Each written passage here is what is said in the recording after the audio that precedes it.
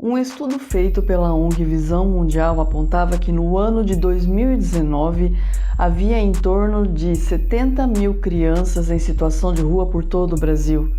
Das crianças entrevistadas, 70% apontavam que tinham ido parar na rua em razão de violência doméstica, e tudo isso num período pré-pandemia. E o evento que será contado no episódio de Tretas do Brasil desse mês é mais um capítulo triste e cruel provocado pelo descaso da nossa sociedade como um todo e de nossas instituições sobre a sorte dessas crianças e da população de rua em geral. E sim, nós estamos falando da chacina da Candelária.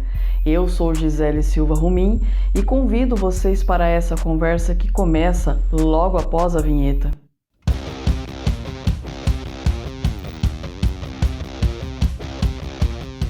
Era o ano de 1993 e é preciso dizer que o Brasil vinha chamando a atenção do mundo de um modo bem negativo, já que o ano de 1992 foi um verdadeiro show de horrores. Aconteceu de tudo um pouco: assassinato brutal do menino Evandro Ramos de Caetano, impeachment do Fernando Collor de Mello, assassinato do governador do Acre, massacre do Carandiru, morte do Ulisses Guimarães, assassinato de Daniela Pérez. Em julho de 1993, em torno de 70 jovens, na maioria crianças e adolescentes em situação de rua, viviam debaixo das marquises dos prédios que circundam a Igreja da Candelária, ali na região central do Rio de Janeiro.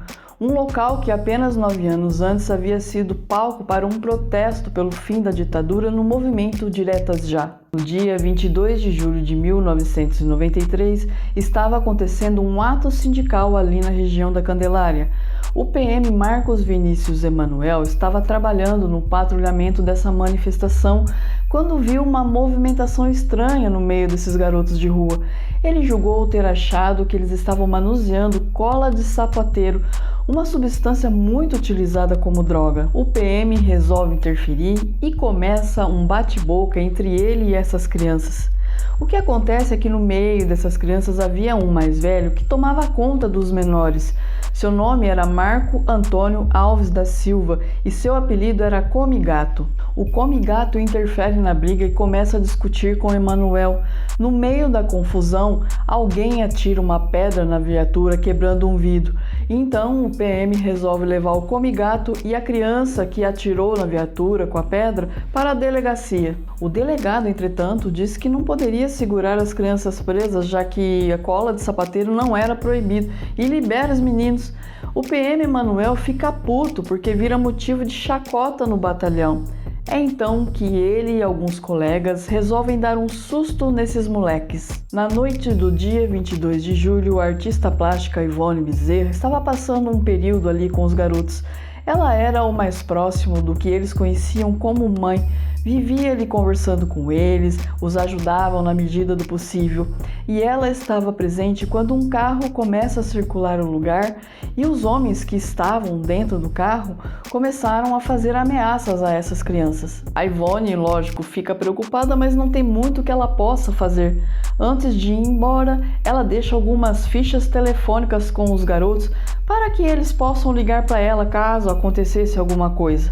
Próximo dali, Wagner dos Santos conversava com 2 desses garotos da Candelária quando esses homens apareceram e já apareceram agredindo esses meninos. Os 3 foram colocados dentro do carro e não se sabe muito bem o que rolou ali dentro, só que na confusão ainda dentro do carro, Wagner foi baleado. É então que os homens resolvem levar os 3 para o Museu de Arte Moderna no Aterro do Flamengo e, chegando lá, atiraram para matar. Os 2 meninos morreram. Wagner, mesmo gravemente ferido, acaba sobrevivendo. Por volta da meia-noite, já entrando no dia 23 de julho, esses homens vão para a região da Candelária. As crianças já estavam dormindo quando eles chegaram gritando, querendo saber onde estava o Comigato. E assim que identificaram o Comigato, atiraram para matar. As crianças, confusas por terem acordado de supetão, vendo aquela situação, começaram a correr para todos os lados em desespero e os PMs começaram a atirar para todos os lados. O resultado disso foram 8 crianças mortas e 6 feridas. Só vou interromper rapidinho para lembrar vocês da necessidade de engajar esse episódio. Se estiver nos escutando via podcast, compartilhe nas redes sociais e indique a seus amigos. Se estiver nos assistindo pelo YouTube, inscreva-se no canal, deixe uma curtida, um comentário. O seu engajamento é fundamental para que esse trabalho cresça. O ataque dos PMs demorou minutos, mas a reconstituição dos fatos demorou anos. E ainda hoje não se sabe realmente o que de fato aconteceu. O crime ganha uma estrondosa repercussão negativa e de todos os lados as instituições cariocas começam a sofrer pressões para resolver logo o caso, inclusive de instituições estrangeiras ligadas a direitos humanos. Tudo começa a ser feito de modo rápido e, como tal, com descuido. E de quebra, para piorar a situação, as crianças sobreviventes, que eram as verdadeiras testemunhas do evento, não tiveram nenhum tipo de auxílio social ou psicológico, e isso causou muito problema nas investigações, como por exemplo o reconhecimento de pessoas erradas. O caso começa a ser um pouco mais desvendado, acreditem se quiser, apenas 3 anos depois, às vésperas do julgamento dos apontados como criminosos.